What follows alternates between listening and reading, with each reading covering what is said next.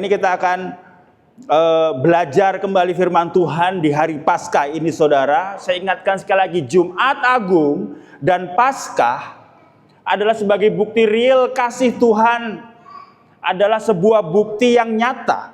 Melalui kematian dan kebangkitannya adalah hal yang cukup untuk memberikan kepada kita hidup yang kekal. Kalau kita sadari, terutama hamba-hamba Tuhan sadari bahwa masa Paskah, masa Jumat Agung itu adalah masa-masa di mana pendeta kebingungan untuk buat khotbah, saudara. Khotbahnya itu aja kan, mau apa lagi gitu. Tapi di tempat ini kita melatih bahwa berita salib, berita pengorbanan Kristus, berita kebangkitan Kristus, dan berita anugerah tidak merupakan salah satu berita yang disampaikan, tetapi selalu menjadi dasar pemberitaan kita setiap harinya. Oleh sebab itu, pada hari ini kita mau jemaat di tempat ini mengenal dan mengetahui iman mereka di dalam Kristus, saudara. Sehingga Jumat Agung, mau Paskah, mau hari-hari lainnya, kita tetap mendengar kabar sukacita bahwa Kristus telah mati untuk dosa-dosa kita.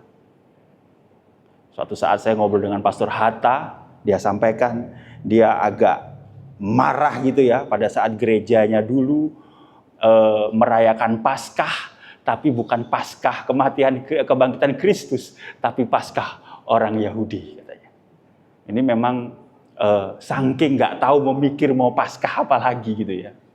Tapi identitas kita diletakkan di dalam pemberitaan akan Kristus. Ada di gereja lain berbicara mengenai ekonomi, ada mengenai kesembuhan.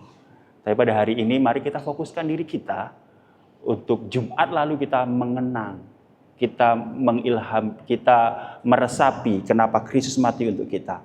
Pada hari ini kita meresapi dan bersyukur Kristus bangkit dalam kehidupan kita, saudara. Paskah berbicara mengenai kebangkitan Tuhan Yesus. Di 1 Korintus 15 ayat 17 dikatakan, dan jika Kristus tidak bangkit, maka sia-sialah kepercayaan kamu dan kamu masih hidup dalam dosamu. Jadi Kristus harus lahir, Kristus harus mati seperti Pastor Andika sampaikan hari Jumat lalu. Dan Kristus harus bangkit untuk membuktikan bahwa dia menang atas maut. Karena kalau tidak bangkit, maka sia-sialah kepercayaan kita. Dan dijelaskan dalam 1 Korintus 15 ayat 14 juga, jikalau Kristus tidak dibangkitkan, maka sia-sialah pemberitaan. Jadi selama pemberitaan kita akan menjadi sia-sia, saudara. Kenapa? Karena Kristusnya nggak bangkit. Oleh sebab itu, mari kita meresapi ini, saudara. Kita buka dalam teks kita pada hari ini dalam Yohanes 20 ayat 24 sampai 29. Yohanes 20 ayat 24 sampai 29, saya akan membacakan untuk Anda bagaimana Thomas mengalami ketidakpercayaan, krisis dalam dirinya justru pada saat Kristus telah bangkit.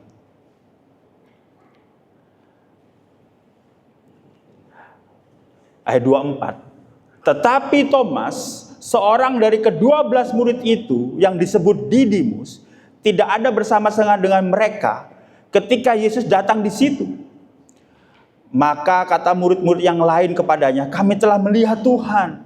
Tetapi Thomas berkata kepada mereka, sebelum aku melihat bekas paku pada tangannya, dan sebelum aku mencucukkan jariku ke dalam bekas paku itu dan mencucukkan tanganku ke dalam lambungnya, sekali-sekali aku tidak akan percaya.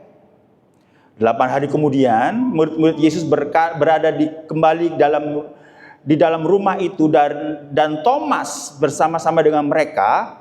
Sementara pintu-pintu terkunci, Yesus datang dan ia berdiri di tengah-tengah mereka dan berkata, damai sejahtera bagimu. Kemudian ia berkata kepada Thomas, taruhlah jarimu di sini dan lihatlah tanganku, ulurkanlah tanganmu dan cucukkanlah ke lambungku, dan jangan engkau tidak percaya lagi, melainkan percaya. Thomas menjawab dia, ya Tuhan dan Allahku. Kata Yesus kepadanya, karena engkau telah melihat aku, maka engkau percaya. Berbahagialah mereka yang tidak melihat, namun percaya, saudara. Saudara, ini adalah sebuah cerita di mana bagaimana Thomas mengalami sebuah keraguan besar justru di saat Kristus telah bangkit. Kita tahu Maria mengalami itu pada saat mendapati kubur Yesus kosong. Lalu bagaimana Petrus juga mengalami sebuah krisis identitas pada saat dia menjadi penjala ikan kembali menjadi nelayan. Tetapi di sini kita akan membahas Thomas, saudara. Thomas yang tidak ada di sana pada saat pertama kali Yesus hadir bersama dengan murid-muridnya di perikop atasnya. Pintu terkunci dan pada saat Yesus pertama kali muncul, di sanalah Thomas benar-benar percaya. Thomas bukan orang jahat. Dia hanya orang yang ingin bukti. Yang mana mewakili kita semua, saudara. Yang mana mewakili kita semua. Yang masa kini itu sulit percaya kalau tidak ada bukti. Butuh perjumpaan pribadi. Bukan sekedar cerita dari orang lain. Ini ada sebuah cerita, kisah nyata tapi saya sarukan, saudara ya. Suatu saat, ada seorang teman saya, beberapa orang cerita bahwa si A, wanita ini dikenalkan kepada seseorang pria yang mana sama-sama mencari jodoh. Nah, oke, kasih aja WA-nya gitu kan. Kasih aja WA-nya. Oh iya. Sang wanita ini adalah wanita yang cantik, pelayanan, cinta Tuhan, aktif dalam komunitas gereja. Nah, suatu saat dia bilang, nanti di WA akan sama si pria gitu ya. Ini wanita-wanita tolong lihat gitu ya, responnya si yang harus direspon oleh wanita pada saat saudara baca WA-nya. WA-nya begini, saudara. Ini nama samaran, saudara. Halo Juliet, gua Romeo. Dapat nomor WA lo dari Pak Slamet, si Mak Comblang di Jakarta. Ini, saudara. Kapan ada waktu ketemu, nongkrong di kafe, biar enak ketemu kita ngobrol. First, WA-nya, saudara. Lalu teman-teman di kantornya berkata, ini ngomong apa? Apa kabar, kek? Betul ya, saudara ya? Wanita-wanita di sini, kalau tiba-tiba dia kenalan lalu langsung diajak ketemu, nggak kenalan, nama saya ini, kenal dari ini. Ngobrol dulu, langsung diajak ketemuan, saudara. Nah, pada saat itu ditanya, kenapa alasannya kamu langsung to the point begitu? Sang wanita bilang, dibales. Enggak, saya enggak bales. Itu kenalan apaan itu? Langsung katanya. Nah, sang pria berkata begini, enggak apa-apa. Saya mau lihat langsung wanitanya yang dikatakan Pak Slamet itu, yang cantik, yang gitu. Apakah benar omongannya Bapak itu? Supaya saya percaya. Saya percaya pada saat saya melihat. Tapi kadangkala ini hal yang tidak lumrah, saudara. Kalau kita pikir-pikir, saudara, teman-teman saya berkata, ini kayaknya ceweknya gitu yang pengen banget sehingga harus kalau diajak pasti mau. Alasannya adalah, saya mau percaya omongan Pak Slamet kalau saya lihat langsung orangnya. Kalau kita melihat dan merenungkan ayat tadi, saudara, demikian juga dengan kehidupan kita. Hidup di zaman ini menuntut pembuktian. Saudara. Hidup di zaman ini menuntut segalanya harus kita lihat. Melihat baru percaya. Di tengah dunia yang penuh dengan banyak hal, kepalsuan, kecurangan. Banyak di antara kita, Anda dan saudara, jemaat Tuhan, mulai juga meragukan kehadiran Tuhan kalau saya nggak bisa merasakan itu, saudara. Seperti murid-murid, kita mengunci pintu kehidupan kita. Tidak boleh ada orang yang masuk. Semua kita curigai, termasuk Tuhan. Bahkan kita hadir di gereja, tetapi secara batin kita mungkin bertanya, Tuhan itu ada apa enggak sih? Tuhan Yesus itu beneran bangkit atau tidak? Mengapa Tuhan tidak menjawab doa? Mengapa Tuhan tidak mengerti penderitaan dan pencobaan saya, saudara?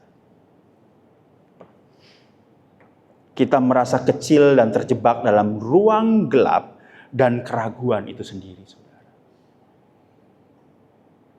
Seperti Thomas. Thomas juga sulit mempercayai kesaksian dari teman-temannya, dari murid-muridnya yang sudah lama bersama-sama dengan Thomas. Karena merasa belum ketemu, belum lihat. Atau mungkin Thomas berkata, kenapa Yesus menampakkan diri pada saat saya nggak ada? Kalau saya sudah ketemu dan mengalami perjumpaan pribadi dengan Tuhan, maka saya baru percaya. Saya nggak lihat sendiri. Dikatakan sebelum aku melihat bekas luka paku pada tangannya dan sebelum aku mencucukkan jariku ke dalam bekas paku itu dan mencucukkan tanganku dalam lambungnya, dikatakan sekali-sekali aku tidak percaya. Saudara, dalam pujian penyembahan seringkali kita begitu kan. Kalau kita nggak merasakan Kristus, kalau kita nggak merinding, kalau kita berkata, aduh enak banget ini, gitu ya. Kesannya Kristus itu tidak bekerja, saudara. Kalau kita tidak menangis, tidak merasa lawatan Tuhan, kita pikir Allah tidak hadir dalam ibadah kita. Seakan-akan feeling kita mengatur Tuhan. Feeling kita berhak untuk menilai Tuhan. Enggak, saudara. Tuhan nggak bisa diatur dengan feeling kita. Tuhan bekerja, kita rasakan atau kita tidak rasakan. Orang yang menangis belum tentu dia dilawat Tuhan. Bisa saja dia putus cinta. Tapi ini saudara, pada saat kita memuji dan menyembah Tuhan, kita seperti memberi kepada Tuhan. Tetapi seakan-akan kalau kita menuntut Tuhan untuk juga melawat kita, kita merasakan penyembahan kita, maka kita seperti memberi sesuatu kepada Tuhan. Dan kalau bisa saya cicipi juga. Pastor Andika, sepatunya nomor berapa? 45. Ya, saudara, 45, saudara ya. 45. Lalu seumpama ini, ilustrasi loh pastor ya. Saya kasih, pastor sepatunya. Saya kasih sepatu pastor ya. Model terbaru. Oke. Lalu saya bilang, enak pastor pakainya, enak. Enak ya? Enak. Saya boleh nyoba enggak? Sepatunya. Itu adalah ilustrasi bagaimana kita memberi kepada Tuhan. Tapi kita juga mau mencicipi. Beda cerita kalau pastor bilang, enak cobaan, enggak apa-apa. Tapi terlebih daripada itu saudara, harusnya kita bersyukur dan tahu diri. Jangankah kita menyembah Tuhan, masuk ke hadiratnya pun kita sebenarnya tidak layak. Tapi karena kematian, karena kebangkitannya kita dilayakkan. Oleh sebab itu diberi kesempatan kita memuji dan menyembah Tuhan. Tanpa merasakan apapun, kita harusnya bisa bersyukur. Amin saudara, kita bersyukur. Tapi kalau kita merasakan, itu adalah sebuah anugerah dalam kehidupan kita. Begitupun dengan Thomas, saudara. Dia sekali-sekali aku tidak percaya kalau aku nggak lihat langsung. Thomas tidak ada di sana saat Yesus menampakkan diri. Ia mendengar cerita-cerita temannya, tapi Thomas bilang, nggak cukup itu, nggak cukup. Dan ia menetapkan syarat, kalau Yesus hadir, lalu aku bisa melihat bekas luka, mencucukkannya ke tangan dan lambungnya, maka aku percaya. Sebelum aku melihat bekas paku pada tangannya, sebelum aku mencucukkan jariku ke dalam bekas paku itu, aku dan mencucukkan tanganku ke dalam lambungnya, sekali-sekali aku tidak akan percaya. Aku nggak akan percaya sebelum aku melihat.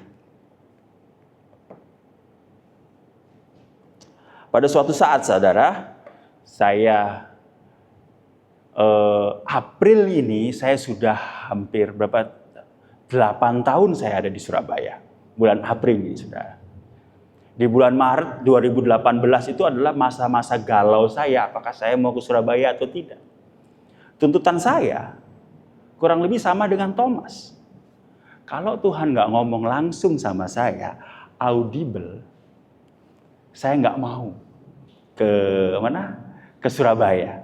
Wah, saudara, saya bisa mention hamba-hamba Tuhan dari dalam, luar negeri, interlokal, lokal, saudara, satu RW, semuanya bernubuat, mendoakan saya supaya saya bisa dan kayak memberi approval gitu untuk saya berangkat ke Surabaya, untuk saya merintis gereja di Surabaya. Karena syarat saya cuma 2, saya nggak mau melanjutkan gereja orang, saya nggak mau memegang gereja yang pecah. Kan salah satunya kalau pecah pasti nggak ada gembalanya.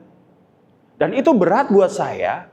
Pastor Andika tahu, Pastor Ali tahu bagaimana gereja yang saya layani di sana sudah mapan, saudara. Dan itu berat, saudara. Tapi itu yang terjadi, saudara. Tuhan harus bilang sendiri. Sama seperti Thomas. Kalau tidak ada bukti fisik, kebangkitan Kristus hanya angan-angan aja. Ia berada di suatu tempat. Saudara, dalam 8 hari, Thomas tidak percaya bahwa Kristus bangkit, saudara.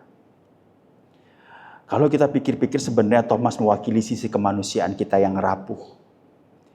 Ia merasa kecil, ia kehilangan harapan karena orang yang dia puja-puja telah disalib mati dengan tragis. Tidak ada harapan, hidupnya tidak ada harapan. Tapi begitu harapan datang melalui omongan orang, kita atau Thomas malah perlu bukti yang benar-benar bisa meyakinkan. Ini, saudara, Thomas tidak layak. Dari mata agama, Thomas itu gak layak. Karena kurang iman, kurang percaya. Tapi ini permasalahan kita semua. Thomas tidak bisa melihat kebangkitan itu real, saudara. Kalau dilihat-lihat, semua murid percaya kecuali Thomas. Dari kesemuanya itu, Thomaslah yang paling tidak layak untuk Tuhan perhatikan dan Tuhan pakai. Lalu bagaimana? Apakah ada jalan keluar buat Thomas? Saudara, kalau saya Yesus, saya sudah maki-maki Thomas. Saya bilang, Thomas, kamu gak tahu diri banget. Semua murid percaya, kamu enggak. Bahkan kamu bukan 3 orang terdekat. Oh, mic baru mati juga ya ternyata ya. 3 orang terdekat, saudara, dari Thomas. Bentar.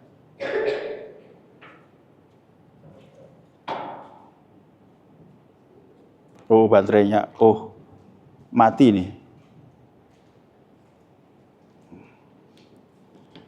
Cek. Dah. Cek. Nah, itulah saudara, nggak boleh sombong di awal-awal. Bilang mati. Sampai mana tadi? Bahkan Thomas bukan merupakan 3 murid terdekat dari Yesus. Kok bisa? Yang lain percaya, kamu tidak percaya? Tapi itu kalau saya Yesus. Tapi sayangnya saya bukan Yesus. Dan untungnya saya bukan Yesus. Yesus bukan saya, dia adalah Allah yang penuh kasih.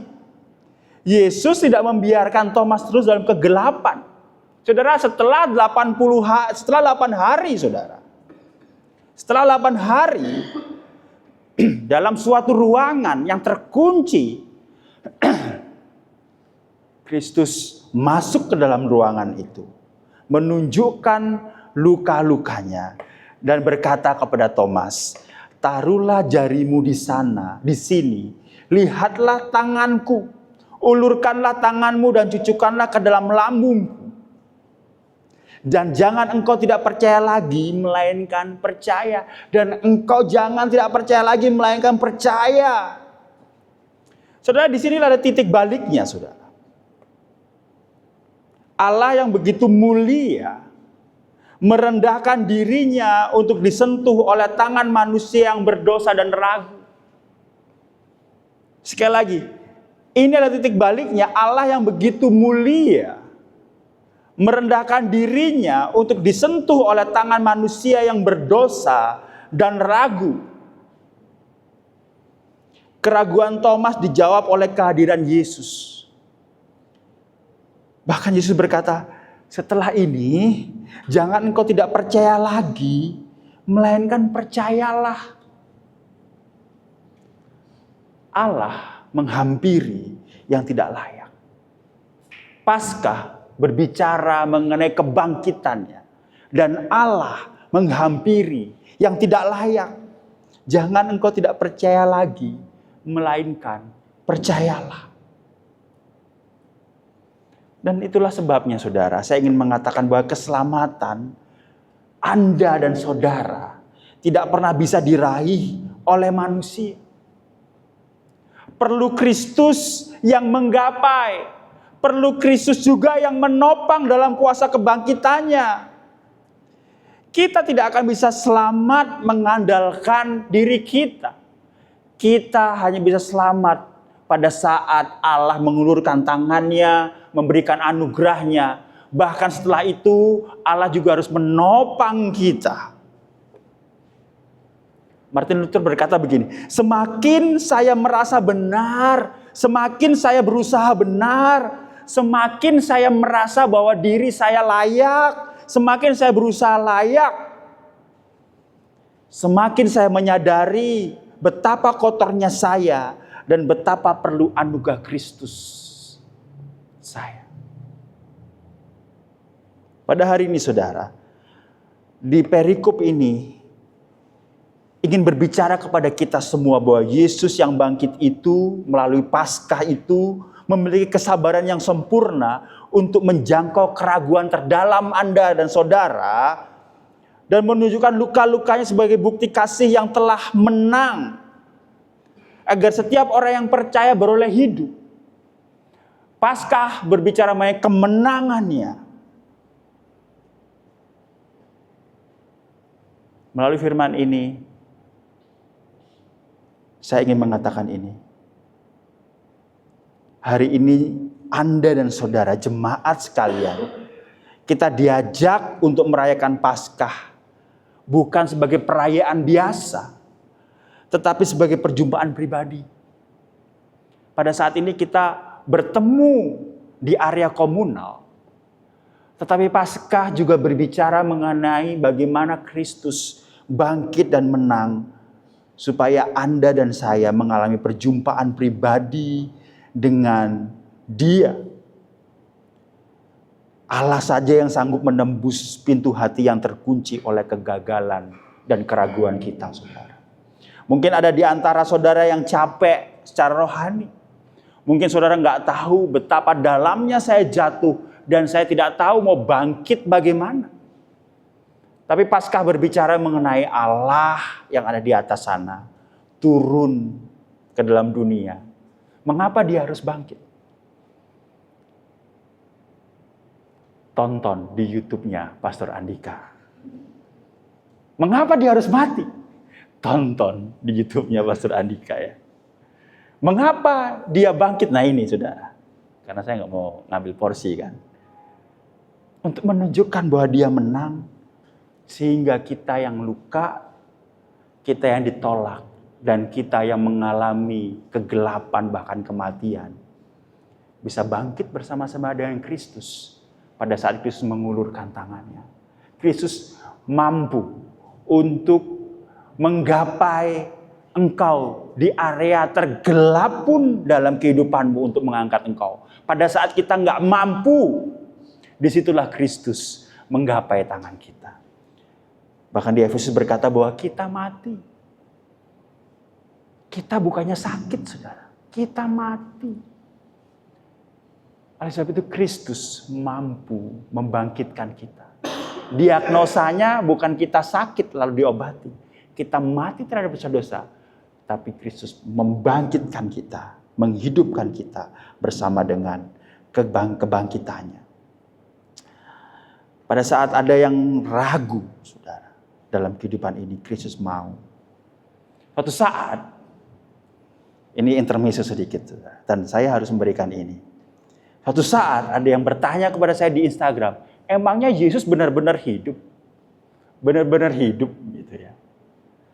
Hidup, saudara. Ada yang ragu di sini mungkin? Apakah Yesus benar-benar hidup? Kalau benar-benar mati, sudah ada yang membahas, saudara. Benar-benar mati. Tapi pertanyaannya, Yesus benar-benar hidup? Karena ini adalah peristiwa sejarah, peristiwa yang luar biasa, saudara. Seorang yang mati bisa bangkit. Just in case ada beberapa saudara yang tidak memiliki kepercayaan penuh, apakah Kristus sudah bangkit? Ada beberapa argumen yang ingin saya sampaikan, saudara. Yang pertama, saudara, ada orang berkata bahwa kuburnya kan kosong. Mungkin salah kubur. Boleh nggak? Kemarin saya ke kuburan rekan saya yang dulu merintis bersama dengan saya, namanya Pak Rebet, saudara. Saya setahun sekali saya cari kuburnya nggak ada, saudara. Sampai istri saya turun mencari, nah baru ketemu, saudara. Oh, kubur yang kosong itu salah kubur. Saudara, kalau salah kubur, tunjukkan saja mayatnya. Tunjukkan saja mayatnya. Tetapi buktinya, kekristenan berkembang pesat di Yerusalem, di dalam bangsa Yahudi. Kalau mereka tahu bahwa itu kebohongan, mereka tidak akan mudah dengan percaya, saudara. Atau dikatakan mayatnya tercuri. Ini adalah sebuah argumentasi yang tidak masuk akal, saudara. Kenapa? Murid-murid adalah seorang nelayan, orang-orang kelas 2, bahkan orang-orang miskin yang pada saat Yesus mati, mereka ketakutan. Bahkan di Yohanes 20 mereka tetap mengunci pintu. Jangankan mereka mencuri mayat yang dijaga oleh orang Romawi. Mereka keluar ruangan dengan bebas saja. Mereka takut, saudara. Jadi bagaimana mungkin mayat Kristus dicuri oleh para murid-murid? Dan juga ada saksi mata perempuan, saudara. Zaman dahulu saksi mata, semisal Ibu Santi, saya bersaksi gitu ya, nggak akan dipercaya, saudara. Tetapi penulis Alkitab, kalau niat bohong, dia tidak akan menuliskan bahwa saksi mata, salah satu saksi mata adalah Maria. Tapi dituliskan bahwa sebenarnya itu yang sebenarnya. Tidak peduli itu valid di mata orang atau enggak, tapi itu yang sebenarnya, saudara. Belum lagi ada transformasi radikal dari para murid, bahkan para seteru seperti Paulus, saudara, yang tadinya seteru menjadi lebih baik, bahkan tidak hanya percaya secara radikal, menjadi bodoh kalau mereka mau menderita, sengsara, bahkan mati untuk sesuatu yang bohong, saudara. Tapi ini membuktikan bahwa Kristus benar-benar hidup. Karena mereka tahu Kristus hidup sehingga mereka mau mati-matian, saudara. Nggak cuma 1 atau 2 orang, tapi banyak orang.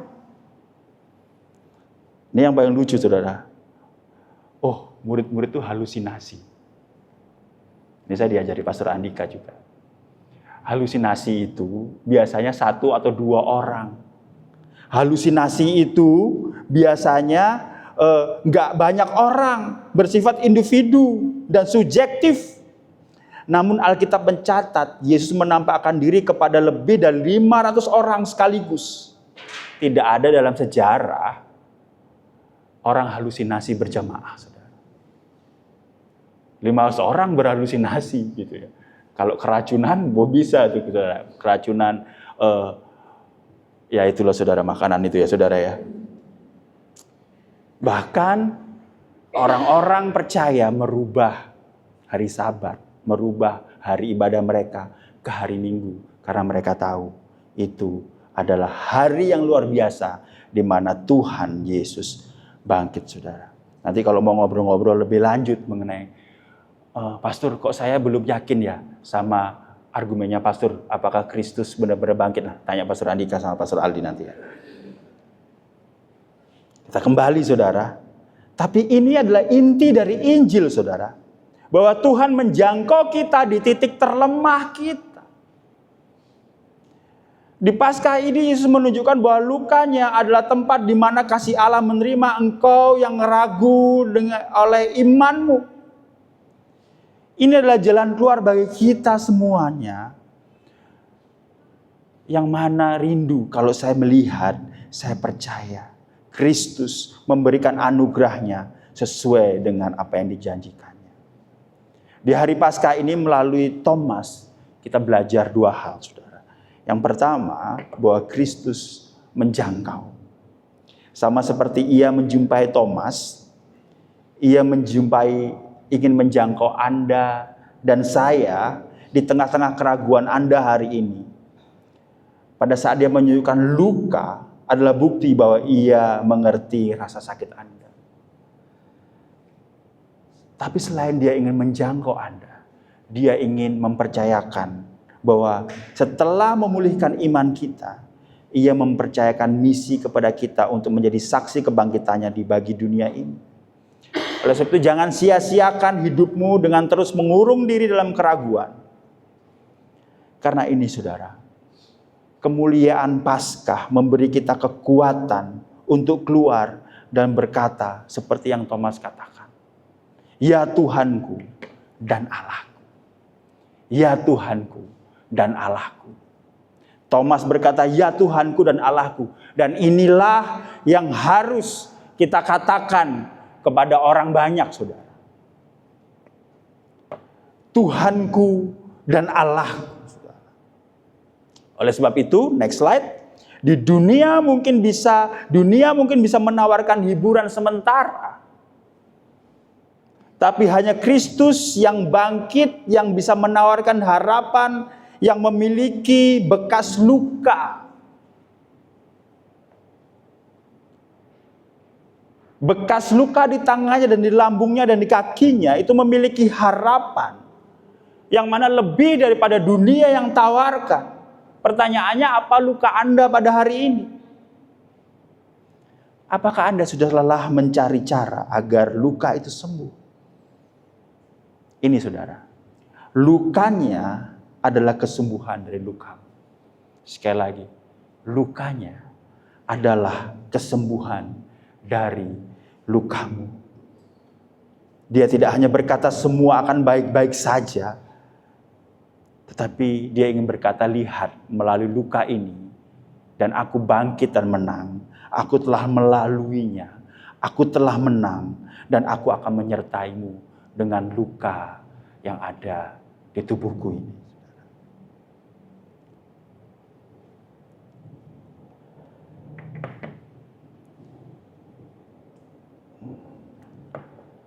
Lanjut lagi saudara. Jadi pada saat saya nggak percaya bahwa kalau Tuhan tidak ngomong sama saya benar-benar, maka saya tidak akan ke Surabaya saudara. Karena banyak hal yang tidak mau saya tinggalkan di Gading Serpong saudara. Lalu akhirnya dengan nekat saya berkata, ya udah deh. Walaupun nggak yakin-yakin amat, saya mau ke Surabaya. Dengan penuh keraguan saudara. Benar nggak ya gitu ya? Itu saya belum tahu. Nanti saya akan ketemu Pastor Aldi dan Ibu Santi. Kalau sudah tahu gitu, saya lebih yakin, saudara. Ya udah, akhirnya saya resign, saudara, bulan Maret itu, saudara. Saya resign dengan hati yang penuh gundah gulana. Kenapa? Saya mau Tuhan ngomong sama saya, baru saya percaya. Nah, suatu saat saudara, saya mendengar ada KKR besar yang diadakan di Surabaya. KKR dari gereja besar dengan hamba Tuhan yang besar bikin KKR di Surabaya, saudara. 2018. Yang tahu-tahu aja, saudara. Di area Pakuwon. Nah, saya masih di Tangerang waktu itu. Saya berpikir untuk menghilangkan keraguan saya. Bagaimana kalau saya nonton live streaming dari KKR ini? Siapa tahu Tuhan menguatkan, Tuhan menyegarkan, dan saya bertemu muka dengan Tuhan. Keraguan saya bisa hilang. Pada saat saya menonton streaming KKR besar ini saudara, KKR kesembuhan ini saudara. Pertama saya enjoy, puji-pujiannya luar biasa. Tiba-tiba sang pendeta naik ke mimbar di lapangan besar dengan gagahnya, dengan tampannya. Tiba-tiba hujan. Sang pendeta menyembuhkan orang, menumpangi tangan di tengah hujan, saudara. Tiba-tiba tadinya niat saya untuk dikuatkan dan menghilangkan keraguan, malah makin ragu, saudara. Ini benar nih saya ke Surabaya, ada gereja besar seperti ini. Ini benar nih saya ke Surabaya. Saudara, you name it, pendeta-pendeta besar karismatik, itu asalnya kebanyakan dari Surabaya, saudara. Benar Tuhan. Kok saya baru sadar, wah ini salah. Kenapa saya resign terlalu cepat? Kenapa saya memutuskan ini? Kenapa Tuhan nggak ngomong sama saya? Kenapa saya seolah-olah berani mengambil langkah iman itu? Saat itu, di tengah-tengah pendeta ini ngelempar jubahnya, hujan-hujan, menumpangi tangan saudara. Saya nangis di situ. Saya katakan, kenapa Tuhan mengizinkan ini terjadi? Tapi di tengah-tengah luka itu saudara, di tengah-tengah keraguan, di tengah-tengah saya menyalahkan Tuhan, di situ ada suara yang saya rindukan. Dia berkata begini, di hati saya dengan jelas berkata begini, siapa yang nyuruh kamu kayak pendeta itu? Saya mengirim kamu, mengutus kamu ke Surabaya dengan panggilan khusus, dengan cara khusus, dan dengan maksud khusus yang saya khusus berikan untuk kamu. Saudara, di tengah-tengah keraguan, luka, tangisan, amarah kepada Tuhan, Tuhan mau menghampiri saya, saudara. Begitu juga dengan Anda. Pada saat engkau jauh dari Tuhan, Tuhan hadir. Dan ini saudara, bukan untuk membiarkan engkau terus dalam kejatuhan, keraguan, dan dosa, tetapi Dia mau untuk mengambil engkau dan memampukan engkau bertobat. Hari ini Paskah juga berbicara mengenai pertobatan, mengenai engkau dipulihkan, saudara. Sehingga pada saat itu terjadi, engkau bisa berkata seperti Thomas katakan, ya Tuhanku dan Allahku. Kemuliaan Tuhan tidak menjauh saat kita ragu. Sebaliknya Kristus yang mulia datang menjangkau kita di titik terlemah kita, mengalami kuasa kebangkitannya, dan juga mengatakan pada dunia bahwa Kristus mati dan bangkit untuk orang berdosa. Ya Tuhanku dan Allahku. Hari ini saudara, saya ingin mengingatkan kita, seperti yang Jonathan Edward katakan. Ini Jonathan Edward dari kampung mana nih Pastor Ali? Dari Pondok Cabe. Edward berkata begini, ada bedanya antara kita mengetahui madu yang manis dengan kita benar-benar mencicipi madu yang manis itu. Mungkin kita selama ini mendengar bahwa madu manis, tapi melalui Paskah, saya ingin saudara kembali mengecap madu manis anugerah itu, saudara. Mengecap madu manis keselamatan itu, saudara. Sehingga kita dimampukan untuk kita kembali dan bertobat di dalam Kristus. Amin, saudara. Melalui Paskah saya mengajak kita semua untuk kecap itu, saudara. Kecap madu itu. Madu anugerah itu. Mencicipi madu anugerah itu. Melalui kebangkitannya. Melalui Paskah. Saya undang kita bangkit berdiri, saudara.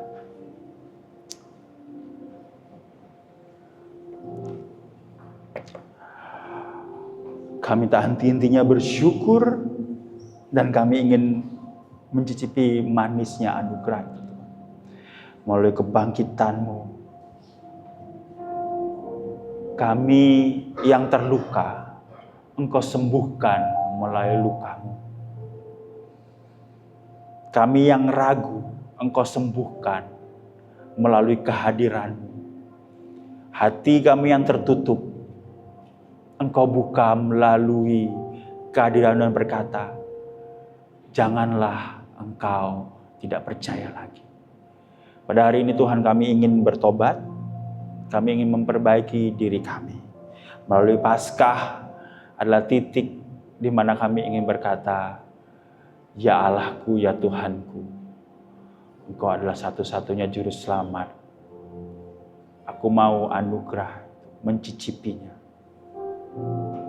Di dalam nama Tuhan Yesus, kami berdoa dan mengucap syukur. Haleluya. Amin.